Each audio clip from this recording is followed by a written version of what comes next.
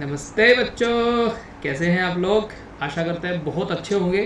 तो आज नया टॉपिक है, बहुत मस्ती के साथ पढ़ेंगे, इसको समझेंगे, है ना। मेरी सोच ऐसी है कि फिज़िक्स को समझना चाहिए, है ना। एज हम उसको पढ़ें तो जितना जल्दी समझ में आएगा उतना अच्छा अच्छा आप लिखोगे, है ना। चलिए बातें होती रहेंगी, शुरू करते हैं बच्चों। आज का जो हमारा टॉपिक रहेगा वो रहेगा, आपको बता दूं, आज थोड़ा हम वेक्टर पढ़ेंगे, डॉट प्रोडक्ट। कौन सा प्रोडक्ट? डॉट।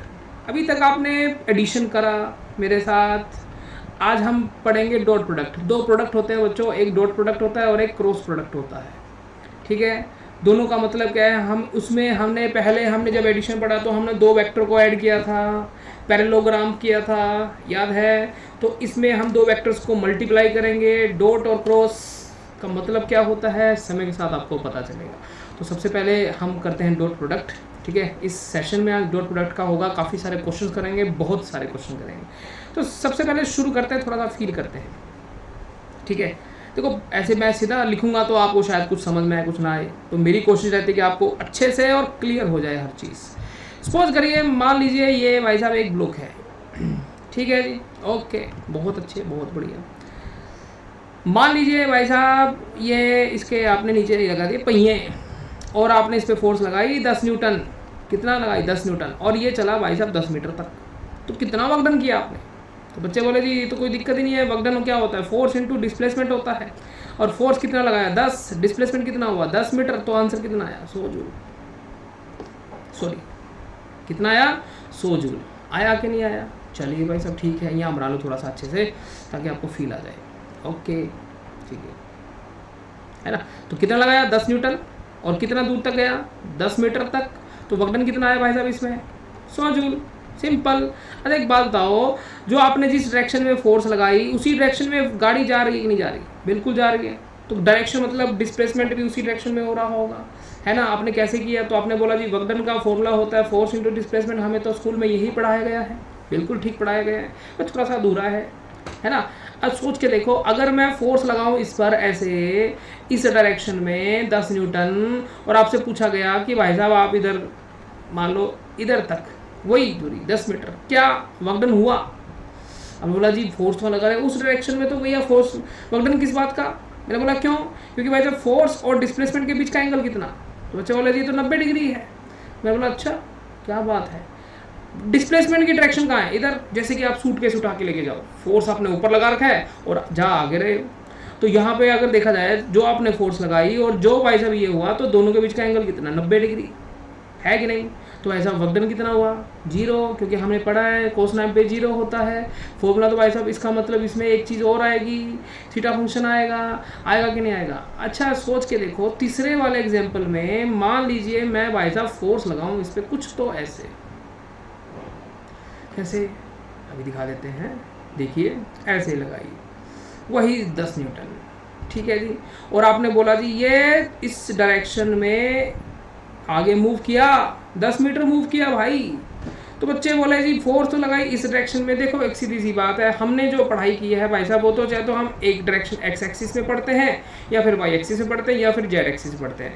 अब ये जो फोर्स लगी ना, तो ये वाई एक्सिस में लग रही है हमें, है कि नहीं, ना ये एक्स एक्सिस में लग रही। बट हमने नोटिस किया है भाई साहब, जो सूटकेस होता है, जैसे आप स्टेशन पे जाते हो, प्लेटफॉर्म पे हैंडल खींचते हो, तो भाई साहब ऐसे टेढ़ा खींचते हो, तो भाई साहब वो जाता तो इस डायरेक्शन में है। नोटिस किया होगा आपने, अटैची होती है जो खींचते हैं हम। तो भाई साहब ये जो बीच का देखो, इस डायरेक्शन का और इसका बीच का जो ये एंगल होता है थीटा, ये मैटर करता है। ऊपर वाले केस में भाई साहब थीटा की वैल्यू भाई साहब फोर्स और डिस्प्लेसमेंट का कितना था? 0। इस केस में 90 डिग्री, बट इस केस में तो नहीं है। बट इस केस में भाई साहब आगे दौड़ती है कि नहीं, है ना। तो आपने अगर इस डायरेक्शन में डिस्प्लेसमेंट हुआ, तो भाई साहब आप मुझे एक बात बताओ कि इस डायरेक्शन में गया तो फोर्स भी तो इसी डायरेक्शन का लेना होगा। ये कैसे ले लेंगे? तो क्या इस डायरेक्शन में लग रहा है? नहीं। इस डायरेक्शन में लग रहा है? नहीं। ये तो ऐसे लग रहा है। तो इसका कुछ हिस्सा भाई साहब एक्स में काम कर रहा होगा। अब वो कितना हिस्सा काम कर रहा है वो कैसे निकालेंगे? देखो अब इसको थोड़ा सा ऐसे यहाँ पे मान लीजिए, ये तो है 10 न्यूटन, है ना, और ये है भाई साहब वो एक्स डायरेक्शन। अब एक बात बताइए, अगर मैं यहाँ से एक परपेंडिकुलर ड्रॉ कर दूँ, कर दिया, तो ये ट्रेंगल जैसा दिख रहा है, ये पूरी वैल्यू कितनी है? 10, और ये भाई साहब ये कितना होगा, ये होता है बेस, ये होता है परपेंडिकुलर, ये होता है हाइपोटेनियस। तो अगर मुझे हाइपोटेनियस दिया 10 न्यूटन, अगर मुझे ये पूछा है बेस, तो कैसे निकालूंगा, cos theta, base by hypotenuse. तो बेस कितना है, अरे जानते हो। तो भाई साहब ये जो आपकी इस डायरेक्शन में जो फोर्स है, मान लो इस डायरेक्शन में लग रही है, उसको मान लो एफ एक्स, और ऊपर वाली क्या मान लो, एफ वाई मान लेते हैं, अगर नहीं लग रही बट मान तो सकते हैं। तो भैया इस डायरेक्शन में लगी, तो पहले बच्चों ऊपर इसके अगर हम देखें तो ये वाली परपेंडिकुलर है, तो साइन थीटा क्या होता है, साइन थीटा होता है परपेंडिकुलर बाय हाइपोटेनियस। अब सपोज करिए अगर मैं भाई साहब यहाँ ना बनाऊँ परपेंडिकुलर, यहाँ बना लूँ, तो ऐसा कोई दिक्कत है क्या, पैरेलल ही तो है, ये लाइन और ये लाइन पैरेलल है कि नहीं, बिल्कुल। तो बच्चों इसका एक कंपोनेंट इस डायरेक्शन में होता है और एक कंपोनेंट इस डायरेक्शन में होता है, कंपोनेंट मतलब हिस्सा y और x में। तो ये एफ एक्स कितना होगा, तो बच्चे बोले जी एफ एक्स होगा एफ कोस थीटा। मैं बोला बात तो ठीक है। और एफ वाई कितना होगा, बच्चे बोले सर एफ साइन थीटा। मैं बोला बात तो ठीक है।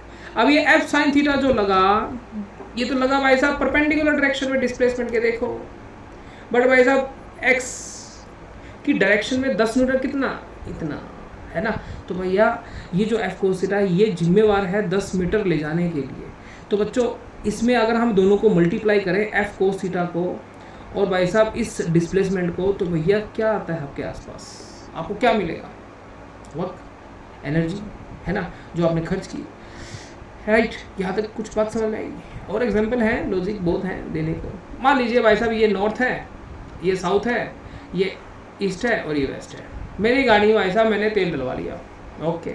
मेरी गाड़ी में मैंने भाई साहब मतलब मान लो 50 लीटर तेल डलवा लिया, 50 लीटर में 50 किलोमीटर चलती है। अब मैं भाई साहब ईस्ट में जाऊँ तो कितना चलेगी, 50 किलोमीटर, ठीक है। अगर वेस्ट में जाऊँ तो 50 किलोमीटर। अरे भैया वो तो तेल तो खर्च होना है, चाहे उसको क्या मतलब भाई साहब, डायरेक्शन इधर है कि इधर जा रहे हो आप। सोच के देखो, फोर्स लगाई गाड़ी ने मान लो 20 न्यूटन और इधर चले आप 50 मैंने 500 मीटर, तो कितना वर्क हुआ इस डायरेक्शन में। और बोला 0.000 10,000 जूल। मैं बोला ठीक है, ये तो एनर्जी खर्च हो गई हमारी। अब अगर मैं इस डायरेक्शन में जाऊँ तो अभी कितना होगा, 20 न्यूटन लगा रहे, 500 मीटर गया, अभी भी 10,000। इससे क्या समझ आता है, तो इससे ये समझ में आता है कि देखो फोर्स अगर मैं इस डायरेक्शन में लगाता हूँ तो डिस्प्लेसमेंट भी इसी डायरेक्शन में होगा, अगर फोर्स इस डायरेक्शन में लगाता हूँ तो डिस्प्लेसमेंट भी इसी डायरेक्शन में होगा भाई। तो बच्चों इसका मतलब है डायरेक्शन मैटर करती है, अगर फोर्स लगाओगे तो भैया वो डिस्प्लेसमेंट भी उसी डायरेक्शन में करेगा। बट जो दोनों को मल्टीप्लाई करके रिजल्ट मिला उसको तो कोई मतलब नहीं है भाई। आपकी एनर्जी खर्च हुई, आप 10,000 चाहे इधर जाओ चाहे इधर जाओ, चाहे नॉर्थ में जाओ चाहे साउथ में जाओ, एनर्जी तो खर्च 10,000 ही होनी है। हाँ, फोर्स जिस डायरेक्शन में लगाओगे डिस्प्लेसमेंट भी उसी डायरेक्शन में लिया जाएगा। अगर डिस्प्लेसमेंट इस डायरेक्शन में है तो पक्का इसी डायरेक्शन का ही फोर्स लिया जाएगा। तो बच्चों इन दोनों का रिजल्ट आया क्या, वर्क। तो बच्चों इसको वर्क को डायरेक्शन से कोई मतलब नहीं होता। तो इससे एक बात समझ में आती है कि दो वेक्टर्स, ये भी वेक्टर डिस्प्लेसमेंट भी, ये भी वेक्टर, डायरेक्शन मैटर करती है इसमें। इन दोनों का रिजल्ट क्या आया, स्केलर। स्केलर में कोई डायरेक्शन की जरूरत नहीं पड़ती, यही सच्चाई है। डॉट प्रोडक्ट में जो रिजल्ट मिलता है दो वेक्टर को मल्टीप्लाई करने के बाद, वो मिलता है आपको स्केलर, है कि नहीं। अच्छा एक बात बताओ, अब मान लो ऊपर से पानी गिर रहा है ना, अब मुझे बोतल भरनी है ना, बोतल भरनी है। अब मैंने बोतल को भाई साहब ऐसे पकड़ा, या फिर भाई साहब मैंने ऐसे ली बोतल, ऐसे टेढ़ी ले ली, पानी तो जाएगा इसमें, इसमें भी जाएगा। अब जब मैं बोतल लेके किसी के पास गया तो भाई साहब उसको क्या पता भाई मैंने ये ऐसे भरी कि ऐसे भरी कि ऐसे भरी, बात समझ में आई। पानी तो ऊपर से गिर रहा है, अब बोतल को भाई साहब मैं ऐसे पकड़ूं, ऐसे पकड़ूं, ऐसे पकड़ूं या ऐसे पकड़ूं, कोई फर्क नहीं पड़ता। जिसके पास लेके गया वो बोला जी आपने कैसे भरी, ऐसे भरी है तो नहीं पीऊँगा, ऐसे भरी है तो पीऊँगा। ऐसा होता है क्या, हाँ भाई, नहीं ना। बस अब गिलास है भाई साहब, किसी घर जाओ गेस्ट बन के जाओ तो आपको पानी पिलाएगा। अब पानी भाई साहब वो कैंपर में से भर के कैसे लेके आ रहा है भाई, या बाल्टी में से ऐसे निकाल के डाला, या कैंपर के नीचे लगाया, या भाई साहब कैसे भी बोतल में से निकाला, तो क्या फ़र्क पड़ता है। तो उसको तो कोई मतलब, तो क्वांटिटी है। देखो ये तो अमाउंट इकट्ठी हो रही है, इसमें हो रही है कि नहीं हो रही है कि नहीं। हाँ तो बच्चों इससे कोई मतलब नहीं, हमें तो जो रिजल्ट मिला वो क्या है, एक मैग्नीट्यूड, एक मतलब एक स्केलर क्वांटिटी। तो बच्चों ऐसे ही एक और एग्जांपल देता हूँ। मान लो एक धूप बहुत पड़ रही है भाई साहब, 12 बजे है और भैया दोपहर के गर्मी भैया जून की पड़ रही है, और भैया टेम्परेचर हो रहा है कितना, 45 डिग्री सेल्सियस, ठीक है। एक शेड के नीचे भाई साहब दो बच्चे हैं, ये शेड है और सन भाई साहब ऐसे ऊपर, ये हमारे सन, और यहाँ से क्या गिर रही है, यहाँ से गिर रही है भाई साहब एनर्जी हीट की फॉर्म में, फटाफट फटाफट नीचे आ रही है भाई साहब। ये देखो आ रही कि नहीं आ रही है कि नहीं आ रही है ना सन से नीचे। अब ये दो शेड है, इसके अंदर एक खड़ा है भाई साहब चुन्नीलाल और यहाँ बाहर खड़ा है मुन्नीलाल। तो मुझे बताओ चुन्नीलाल मुन्नीलाल में से भाई साहब किस पे हीट गिर रही है, किस पे नहीं गिर रही है। देखो ये शेड का एरो ऐसे है ना। तो आप बोलोगे सर चुन्नीलाल तो बच रहा है, मुन्नीलाल बेचारा गर्मी में पागल हो रहा है। क्यों? क्योंकि भाई देखो ये इस लाइन से इधर इधर गिर रही है ना हीट एनर्जी, बट इसके अंदर नहीं गिर रही है। सोच के देखो, अगर भाई साहब मैं इसको ऐसे कर दूं और ये चुन्नीलाल इधर खड़ा था, तो सोचो भाई साहब अब इस पे देखो इसकी प्रोजेक्शन छाया कम हो गई। पहले छाया कितनी थी, इतनी थी बस। इस जो शेड की जो छाया गिर लग रही थी वो यहाँ तक थी, उसको प्रोजेक्शन कहा जाता है शेडो को, है ना। इतनी शेडो में था, बट जैसे भाई साहब ये हुए तो शेडो कम हो गई। देखो हुई कि नहीं हुई, शेड उठा दी, है ना। तो मतलब ये जो इसका एरो था, ये एरो भाई साहब ऐसे था, ये एरो भाई साहब ऐसे कर दिया, ऐसे कर दिया, तो पहले ऐसे था, तो फर्क पड़ा कि नहीं पड़ा। इसका मतलब इसका प्रोजेक्शन कम हो गया इस हॉरिजॉन्टल लाइन में, तो मेरे बच्चों इसका कंपोनेंट कम हो गया। मतलब पहले ये जो कंपोनेंट था वो कंपोनेंट कितना था, तो भाई साहब वो कंपोनेंट था, मान लीजिए कितना कितना कितना कितना इसको लिख लो, मान लो v। तो ये था b cos थीटा, ठीक है। b मतलब कोई वेक्टर है, इसका प्रोजेक्शन है, तो ये थीटा था। अब मुझे बताओ थीटा घटा कि बढ़ा, बच्चे बोले थीटा बढ़ गया। अगर थीटा बढ़ेगा तो इस पूरे वैल्यू को देखें तो घट जाएगी, क्योंकि कोस का फंक्शन तो उल्टा चलता है कि नहीं। कोस 0 1 होता है, कोस 90 0 है कि नहीं, कोस 90 है ना। तो इसका मतलब इस डायरेक्शन में इसका कंपोनेंट कम हो गया, हो रहा है कि नहीं हो रहा है कि नहीं। और कम करो, ऐसे कम करते करते करते वैसा ऐसे हो गया, तो कंपोनेंट कितना हो गया। अगले सेक्शन में मान लो ऐसे बनाया मैंने, पहले फील करा रहा हूँ, फॉर्मूला तो मैं लिख दूंगा, फॉर्मूले क्या बड़ी बात है। ऐसे हो गया अभी, अब एंगल कितना होगा 90। अब भाई साहब ये किधर ही चला जाए, इधर चला जाए, इधर चला जाए, सनलाइट तो भाई साहब इस पर कहीं भी इसको नहीं छोड़ेगी, ऊपर से गिर रही है। तो इसका मतलब भैया इस वेक्टर का इस लाइन के साथ मैटर करता है। तो बच्चों यही होता है डॉट प्रोडक्ट। तो डॉट प्रोडक्ट अभी मैं लिख के देता हूँ आपको, तो आपको फील आएगी। तो बच्चों दो वेक्टर्स होते हैं, ऐसे लिए जाते हैं। एक वेक्टर है ए वेक्टर, ऐसे बी वेक्टर ले लो, और एक वेक्टर ले लो आप ये वाला, ठीक है जी, ओके जी। ये है ए वेक्टर, तो ये 2 थीटा है। अब मुझे एक बात बताओ, अगर मैं इसको इसके परेशान कर लिया वैसे, बताओ ऐसे ले ले, ठीक है जी। तो इस बी वेक्टर का इस डायरेक्शन में कितना हिस्सा काम कर रहा है, तो आप लिखोगे बी cos थीटा, ट्रायंगल वाला कंसेप्ट लगाओ। अब इसके और इसके मैग्नीट्यूड को मल्टीप्लाई कर दो। जब ए को बी cos थीटा से मल्टीप्लाई करेंगे तो हमें एक रिजल्ट मिलता है, और उसको बोलते हैं भाई साहब ए डॉट बी, ठीक है जी। इसको ऐसे लिखा जाता है, ये पैटर्न है ऐसे लिखने का। सिमिलरली सोच के देखो, अगर उल्टा भी तो कर सकता हूँ मैं। मान लो उल्टा इन द सेंस, ये है बी वेक्टर और ये है हमारे ए वेक्टर। अब मुझे ए वेक्टर का बी वेक्टर की डायरेक्शन में अगर मुझे कंपोनेंट निकालना हो, मतलब उसमें उसकी हिस्सेदारी निकालनी हो, तो मैं क्या करूँगा, तो उस डायरेक्शन में इसको कंपोनेंट निकाल लूँगा भाई, निकालूंगा कि नहीं निकालूंगा। तो भाई साहब इस डायरेक्शन में कंपोनेंट कितना हो गया इसका, ए cos थीटा, है ना। अब मैं ए cos थीटा और बी को मल्टीप्लाई करूँ तो क्या मिलेगा भाई। तो बच्चों अगर मैं इसको मल्टीप्लाई करूँ तो देखो ये बी डॉट ए बना। अब मुझे एक बात बताओ, इसको और इसको भाई साहब देखो, क्या मैग्नीट्यूड उल्टा है, क्या है। A B cos theta, B A cos theta, है ना, वो तो बात तो एक ही है।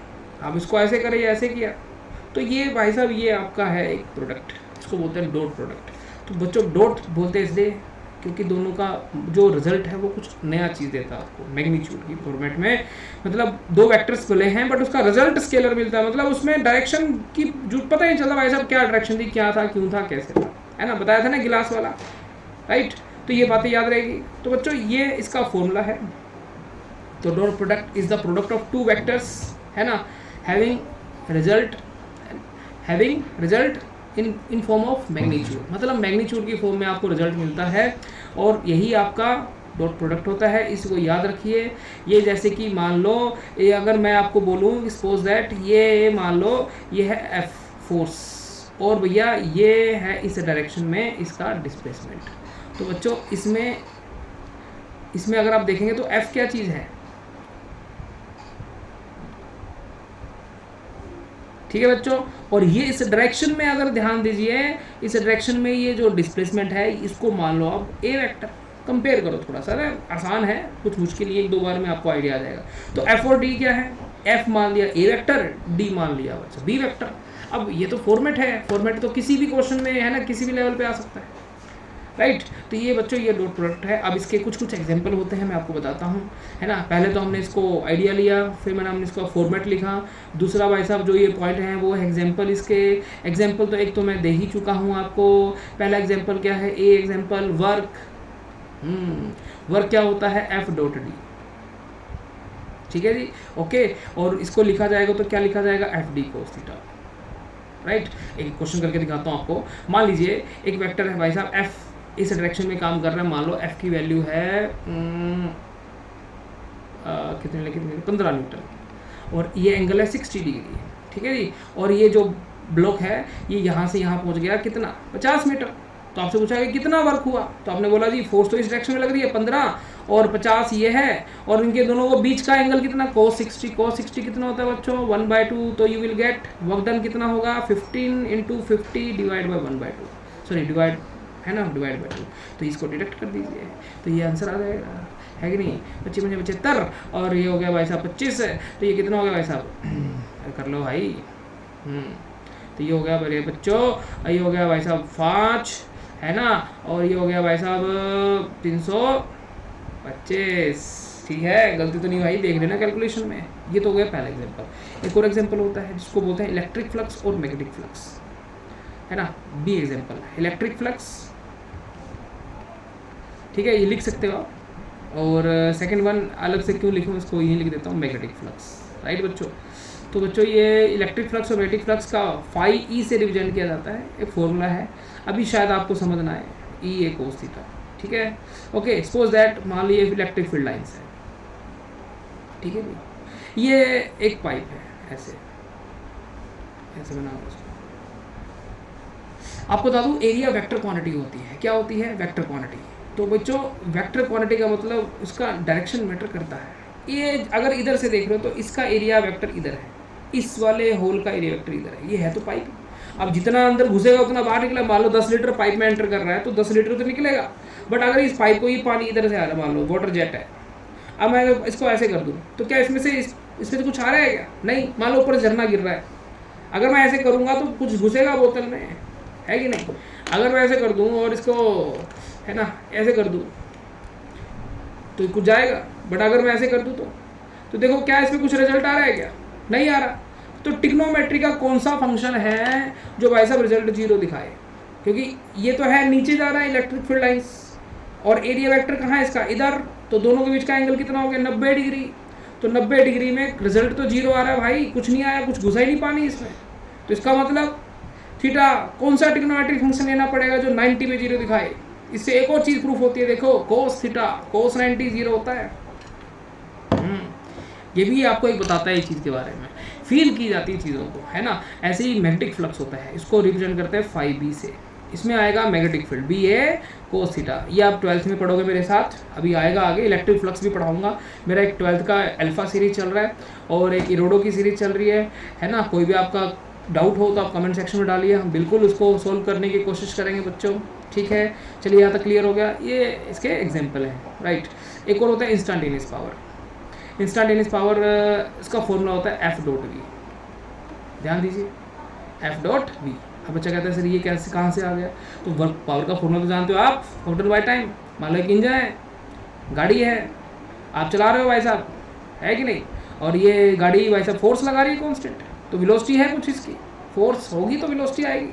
तो वर्क डन का फॉर्मूला क्या होता है, force into displacement by time, और डिस्प्लेसमेंट बाय टाइम क्या होता है, वेलोसिटी, है कि नहीं, कोस थीटा। तो बस आ गया। तो इंस्टेंटेनियस पावर होती है, अभी सॉल्व करेंगे इसके ऊपर। ये तो भैया हो गए इसके एग्जांपल, ठीक है बच्चों। अब आ जाओ dot product in unit vector, है ना। थर्ड पॉइंट, सेकंड पॉइंट, है ना। पहले पॉइंट तो हमें इंट्रोडक्शन थी, सेकंड पॉइंट हमने फॉर्मूला लिख लिया, थर्ड हमने लिखा एग्जाम्पल फोर्थ पॉइंट जो है वो है dot product in unit vector. In unit vector, unit vector जैसे यूनिट वेक्टर तो आप सब लोग जानते हो, ये हमारी कौन सी एक्सिस होती है वाई, ये कौन सी होती है एक्स, ये कौन सी होती है जेड, है ना। सिंपल सिंपल लिखो फटाफट। अगर मान लो मेरे पास दो वेक्टर्स हैं, ये इस डायरेक्शन में जब होता है तो ये लिया जाता है जे कैप, ये लिया जाता है आई कैप और ये लिया जाता है के कैप। ठीक है बच्चों। तो अगर मान लो दो वेक्टर्स हैं, दोनों वेक्टर्स भाई साहब ऐसे काम कर रहे हैं, तो भैया एंगल कितना है 0, तो रिजल्ट क्या आएगा 1। ऐसे लूँ तो y में हो गए 1, ऐसे लूँ तो z में हो गए 1, है ना। ऐसे लूँ तो है ना, दोनों माइनस माइनस तो भी 1, समझ आई। तो यहाँ लिख लेते हैं। तो जल्दी जल्दी फटाफट फटाफट लिखिए आप भी। तो आगे सवाल करेंगे आई कैप डॉट आई कैप, तो रिजल्ट क्या आएगा 1 इंटू 1 इंटू कोस 0, दोनों का एंगल कितना। सिमिलरली जे डॉट जे कैप वो क्या है 1 इंटू 1 कोस 0 डिग्री, 1 के कैप डॉट के कैप। ठीक है ओके। अच्छा सपोज करिए एक वेक्टर लग रहा है भाई साहब मतलब 90 डिग्री पे ऐसे, तो आई और जे, एक लग रहा है आई एक लग रहा है जे में, मतलब यूनिट वेक्टर्स हैं। ऐसे ले लो या ऐसे ले लो या ऐसे ले लो, तो इसमें क्या होगा, इसमें ये होगा बच्चों। अच्छा एक और बात, अगर एक वेक्टर इधर काम कर रहा है एक वेक्टर इधर काम कर रहा है तो एंगल कितना हो गया बराबर बराबर, तो 0 आएगा रिजल्ट। 180 डिग्री हो गया ना, तो कट जाएगा। बेसिकली दो वेक्टर्स हम मल्टीप्लाई कर रहे हैं, तो अगर हम मल्टीप्लाई करें तो 1 है ना इंटू 1 इंटू कोस 80 -1 आएगा। यहाँ पे यहाँ भी -1 आएगा, वो लिखने की जरूरत नहीं है इतना सोचने की, डिपेंड करता है सवालों के ऊपर आएगा भी। अच्छा एक और बात, ये हो गया 1। अच्छा आई कैप इसको, हाँ जी, आई कैप डॉट जे कैप कितना एंगल है 1 इंटू 1 कोस 90, तो आंसर कितना आएगा भाई साहब 0। सिमिलरली जे डॉट के cap 1 into 1 into cos 90 degree, answer आया भाई साहब 0। और ऐसे ही लिख लो के डॉट आई कैप, तो आंसर कितना है 1 इंटू 1 कोस 90 डिग्री 0। यूनिट वेक्टर आप डॉट में पढ़ रहे हो, अभी जब क्रॉस में पढ़ोगे तो इनका रिजल्ट, इसका रिजल्ट साइन के फॉर्मेट में आएगा, इसमें उल्टा हो जाएगा। ठीक है बच्चों, यहाँ तक समझ में आई। ये तो क्या यूनिट वेक्टर है। अब आ जाओ dot product in coordinate system, इसी का अगला रूप डॉट प्रोडक्ट इन, ये हमारा इसको 5th पॉइंट मान लो इन कोऑर्डिनेट सिस्टम। ठीक है बच्चों ओके। अब इसमें क्या करें भाई, इसमें ये करेंगे अपन कि मान लो जैसे कि सपोज करिए एक वेक्टर है ए वेक्टर, ठीक है, उसकी वैल्यू कितनी है, मान लो ए X I cap, A Y J cap, A Z के कैप। ठीक है जी ओके, चलिए बहुत बढ़िया। दूसरा वेक्टर है क्या बी वेक्टर, तो बी वेक्टर है B X I cap, B Y J cap और बी जेड के कैप। अगर मैं आपको बोलूं कि दोनों को मल्टीप्लाई करो, दोनों को मल्टीप्लाई करोगे तो ए डॉट बी ले लो या बी डॉट ए ले लो, एक ही बात आएगी, है ना, चाहे को टाइम खराब करो। तो जब बच्चों इसको करोगे तो देखिए अभी आपने पढ़ा आई, तो ए एक्स को पहले तीनों से मल्टीप्लाई करो। चलो मैं पूरा ही कर देता हूँ, ठीक है, देखिए ऐसे। तो A X B X I into I, याद है 1 आया था result, plus A X B Y I dot J 0, A X I cap B Z के कैप, रिजल्ट 0। ओके ये तो हो गया कंप्लीट। अब आ जाओ इसके साथ A Y J A B X I 0, A Y B Y 1, तो इसको ऐसे लिखो, ठीक है। A Y J B Z के 0 हो गया पूरा, ए जेड के cap B X I cap dot में तो लिखेंगे 0, और इसके साथ भी क्या हो जाएगा 0, इसके साथ क्या रहेगा, तो अरे ये तो आसान था भाई, है ना। तो अगर आप सीधा ही कर देते, कैसे, देखो यहाँ पे अगर ए एक्स बी एक्स कर दो, ए वाई बी वाई कर दो, ए जेड बी जेड कर दो, तो आंसर कितना आएगा ए डॉट बी। तो आपको जो मिलेगा बच्चों वो मिलेगा ए एक्स बी एक्स, ए वाई बी वाई, ठीक है बच्चों, और ए जेड बी जेड। ये है इसका फॉर्मेट, राइट। ये मैग्नीट्यूड आया। अब कई बार पूछ लेते हैं एंगल बिटवीन टू वेक्टर्स, तो क्या लिखेंगे, तो आपको बता दूँ इसके लिए भी ये हो गया आपका, है ना। आपको आइडिया है, मैं आपको सवालों के साथ बताऊंगा, थोड़ा करके दिखाऊंगा, गॉट इट। कुछ सवाल मैं कराऊंगा, कुछ आप करना, मेहनत करोगे तो ही तो कुछ मिलेगा। अच्छा मान लीजिए, मान लो ए डॉट बी का फॉर्मूला जो होता है वो क्या होता है, A B cos theta. A का मैग्नीट्यूड, बी का मैग्नीट्यूड, आपकी बुक में आपको यहाँ मोड मिलेगा लगा हुआ। मोड ये बताता है कि वेक्टर क्वांटिटी का मैग्नीट्यूड है। अगर कोस थीटा निकालना है तो भाई साहब क्या करना पड़ेगा, A vector dot B vector divide by A का मैग्नीट्यूड और बी का मैग्नीट्यूड, बस में आई वेक्टर लगा लो। ठीक है, ये ऐसे थीटा निकाला जाता है। सपोज करिए मैं आपको एक सवाल देता हूँ, मान लीजिए एक वेक्टर है एफ वेक्टर, उसकी वैल्यू लिख ली मैंने 2i cap minus 3j cap plus 4k cap. सुनिएगा बहुत आसान है, थोड़ा सा वेक्टर को मुश्किल मत समझिए, थोड़ा उसको फील करो समझने की, है ना, समझोगे तो आएगा। दूसरा वेलोसिटी वेक्टर दे दिया, ये दे दिया आपको मान लो minus 4i cap plus 4j cap plus 2k cap, है ना। अब मुझे पावर निकालनी है, इंस्टेंटेनियस पावर, और इन दोनों के बीच का मुझे थीटा बताना है। तो देखो कैसे है, इंस्टेंटेनियस पावर निकालोगे तो भाई साहब वो इनको मल्टीप्लाई कर दो। आप दिमाग लगाओ, आप इतना, है ना, हमें जल्दी करना है तो भैया आपको पता है आई जे जे के, तो ये मल्टीप्लाई करो कितना हो गया -8। ठीक है, इसको मल्टीप्लाई करो तो -12, इसको करो तो +8, तो कट गया। देखो आंसर कितना आया, -12। कोट खत्म। ये डेटा बोल रहा है कि नहीं, माइनस आया। और थीटा कैसे निकालोगे, तो ये रहा भाई साहब। अब थीटा निकालोगे तो कोस थीटा, तो F dot V divide by magnitude. अब बच्चे कहेगा मैग्नीट्यूड कितना है इनका, तो कुछ नहीं है भाई साहब, इसका मैग्नीट्यूड कितना होगा, अब इससे निकाल लो तो 2 का स्क्वायर प्लस -3 का स्क्वायर प्लस 4 का स्क्वायर कितना हो जाएगा, ये हो गया 4 और 9 13, 13 और 16 कितने हो गए भाई साहब 29, √29। इसका देखो मैग्नीट्यूड कैसे निकालोगे, ये हो गया भाई साहब, सीधा लिख दूँ 4 -4 का स्क्वायर प्लस 4 का स्क्वायर, ओके, और प्लस 2 का स्क्वायर। तो बच्चों ये हो गया 16 और 16 32, 32 और 4 36, 36 का कितना आएगा √36, तो ये हो गया 6। ठीक है, आगे समझ में।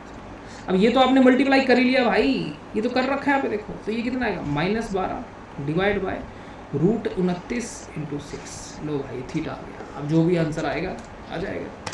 तो ये होता है डॉट प्रोडक्ट, है ना। सवालों के साथ और फील आती है।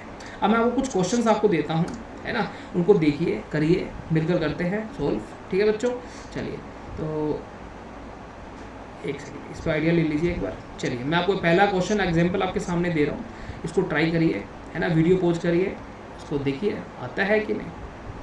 चलो हो गया। अच्छा, 2 वेक्टर दे रखे हैं भाई साहब, एक ये वेक्टर दे रखा है, एक ये वेक्टर दे रखा है। इसे पूछा कि वैल्यू ऑफ अल्फा बताओ, परपेंडिकुलर है। इसने स्टेटमेंट में बोला परपेंडिकुलर मतलब cos 90 0, तो 2i cap plus 3j cap plus 8k cap, है ना, और डॉट इन दोनों का result 4j cap -4i cap. इसने यहाँ पे लिख लिया, तो इसको आप, अगर आपको आइडिया नहीं आएगा तो आप कंफ्यूज हो जाओगे, तो इसको ऐसे करो, देखो इसने लिखा है, ध्यान देखो जरा, तो इसने -4i कैप लिखना है, क्योंकि इसने यहाँ पे -4i इधर लिखा है, राइट, प्लस 4j, ठीक है, और प्लस अल्फा के कैप, राइट, और इज इक्वल टू 0। मल्टीप्लाई कर दो, तो ये इसको मल्टीप्लाई करोगे तो -8, इसको करोगे तो ये कितना हो जाएगा 12, इसको करोगे तो 8 अल्फा इज इक्वल टू 0। तो ऐसा 8 अल्फा, ये हो गया -4, ये हो गया +4, तो 8 अल्फा इज इक्वल टू -4 हो जाएगा। तो अल्फा कितना आएगा -1/2 आएगा। तो मेरा आंसर तो भाई सब सी आएगा। देखो कितना आसान था, है ना। ये तो भाई सब खोदा पहाड़ निकली चुईया है कि हाथी निकलता है चुईया निकलती है, चुईया निकलती है भाई। चलिए अगले सवाल पे चलते हैं, और ट्राई करिए, मज़ा आएगा। देखो हाँ क्या सवाल है भाई साहब, इतना सुंदर सवाल, स्वाद आ गया।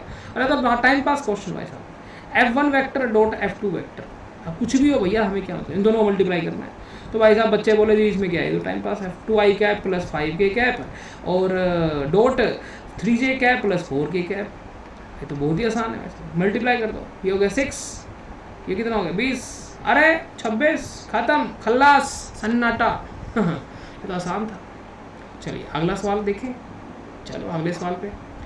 ये है भाई साहब कुछ क्वेश्चन, क्या बात है भाई साहब, अरे कुछ टाइम पास है, नॉनसेंस। देखो ये यूनिट वेक्टर की फॉर्म में दे दिया, अरे सोच के देखो भाई साहब, ऐसे लिया होता तो आपको अच्छा लगता, आप फटाफट कर देते। इसमें बच्चा पता नहीं क्या कंफ्यूज हो जाता है, अरे कुछ नहीं है। देखो तो इसका क्या पूछा है, एंगल पूछ रहा है, तो निकाल दो भाई एंगल, क्या बड़ी बात है। तो आई डॉट जे कैप, ये तो हो गया एक वेक्टर, और दूसरा हो गया जे डॉट के कैप, ये हो गया दूसरा वेक्टर। तो आपको पता है भाई साहब कैसे निकालते हैं कोस थीटा? तो बच्चे बोले जी हाँ जी। तो आई इन दोनों मल्टीप्लाई करो, आई कैप प्लस जे कैप और जे कैप डॉट के कैप, सॉरी प्लस आएगा, और इनका मैग्नीट्यूड कितना होगा? मैग्नीट्यूड निकाल लो, 1 का स्क्वायर √2, यहाँ भी √2, ठीक है जी। तो थीटा कितना होगा? कोस थीटा आ जाएगा भाई साहब आई जे 0, और ये भी 0, J plus J dot J 1, J dot K 0 divide by 2। तो बच्चों आंसर कितना आया? कोस थीटा 1/2, और थीटा भाई साहब 60 डिग्री हो तो कोस 60 1/2 होता है। ये तो सवाल बहुत आसान है ना बच्चों? चलो अगले सवाल पे फिर। आहा, ओहो भाई साहब टाइम पास क्वेश्चन। चलो वीडियो पॉज करिए, हो गया। चलो तो एफ डॉट डी, अब देखो बच्चों इसमें एक ही डायरेक्शन में चल रहा है वाई एक्सिस में, तो बस तो आप इसमें एफ डॉट वाई कर दो, वाई एक्सिस में है ना। तो बस देखो आर वेक्टर जो होता है X vector plus Y vector plus K sorry Z vector, तो भैया इसमें एक्स वेक्टर में नहीं है, जेड में नहीं है, तो वाई में है, तो वाई में कर दो। तो बस -2 आई कैप प्लस 15 जे कैप प्लस 6 के कैप और 10 जे कैप, क्यों? क्योंकि वही में बस। तो आपको पता है भाई साहब यही तो काम आएंगे, बाकी तो 0 आएगा। आंसर कितना है? 150, ख़त्म। बहुत ही आसान शब्दों में बोले तो बहुत ही आसान। चलो ये सवाल वाकई बहुत अच्छा है, आपने कर दिया ना, मेरी तरफ से 10 रुपये नाम गोलगप्पे खा गया ना भाई, बिल्कुल। चलो ये सवाल करो, बहुत ही शानदार सवाल। आपसे पूछा गया 2 वेक्टर हैं, वन फोर्स है, दूसरा मोमेंटम है, एफ डॉट इनके बीच का एंगल पूछा है। इसका मतलब भाई साहब एफ डॉट पी इनके बीच का एंगल पूछा है। ये सवाल कर दो भाई साहब, स्वाद आ जाएगा। चलिए शुरू करें, देखना ध्यान से समझना इस क्वेश्चन को, बहुत ही बेहतरीन सवाल है। चलिए मान लो बच्चों फोर्स क्या होती है? फोर्स होता है rate of change of momentum with respect to time. Momentum आपको दे रखा है भाई साहब, ठीक है, मोमेंटम यहाँ लिख देता हूँ मैं आपको ऊपर।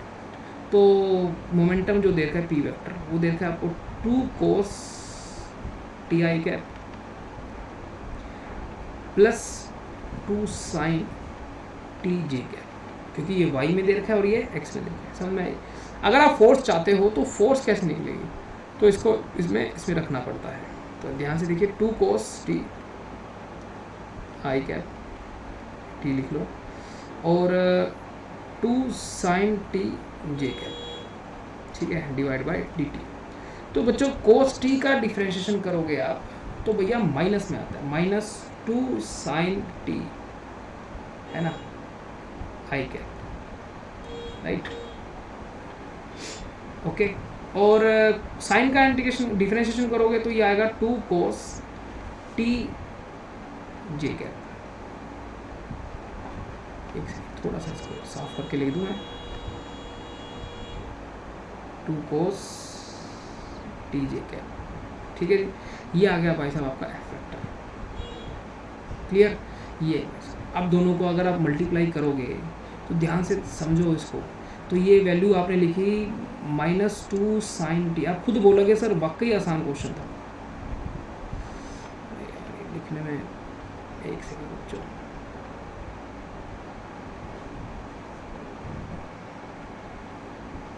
टू sin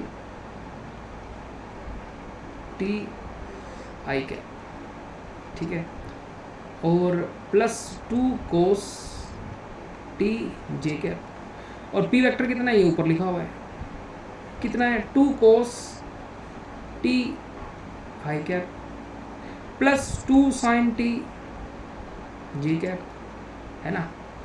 अगर दोनों का मल्टीप्लाई करो तो आंसर क्या आ रहा है ये बता दो बस आप। तो इसको मल्टीप्लाई करोगे तो ये हो जाएगा 4 sin T cos T minus, plus इसको करोगे तो 4 cos टी sin टी। ध्यान से देखो दोनों कट रही है, आंसर क्या आ रहा है 0। तो एफ डॉट वी का रिजल्ट क्या आ रहा है 0। एफ डॉट पी का रिजल्ट 0 तब आता है जब दोनों के बीच का एंगल कितना होता है 90 डिग्री। तो आंसर क्या है समझ में आया सवाल? वाकई सवाल बहुत अच्छा है, ठीक है, ट्राई करिए। बहुत सवाल हैं, देखो बच्चों प्रैक्टिस करो, है ना, ऐसा नहीं है कि एक बार में हो जाए, है ना, ऐसे कोई ये चीज़ नहीं है कि आप मुझे भी अगर कोई क्वेश्चन दोगे तो कि मैं शायद मैं अभी 10 सेकंड में कर दूँ या 10 मिनट में, सवाल पक्का होगा, कॉन्फिडेंस रखो। अब मैं आपको एक घर के लिए होमवर्क दे रहा हूँ, ट्राई करना, ये सवाल बहुत ही मतलब ये सवाल ट्राई करिए, मैं कह रहा हूँ अच्छा सवाल है। और अगर से आपसे हो जाता है अच्छी बात है, नहीं मेरी इरोडो का आप क्वेश्चन नंबर 1.12 देखिएगा, यही प्रॉब्लम है, इरोडो का प्रॉब्लम है, खुद से ट्राई करो, पहले नहीं होता तो मेरा सोल्यूशन है, मेरे चैनल पर आकर देखिए आप, आपको वाकई बहुत अच्छा सवाल लगेगा। ओके, चलिए बच्चों, अभी के लिए नमस्ते, ध्यान रखिए, है ना, मिलते हैं नेक्स्ट सेशन में क्रॉस प्रोडक्ट के साथ। Bye bye, take care.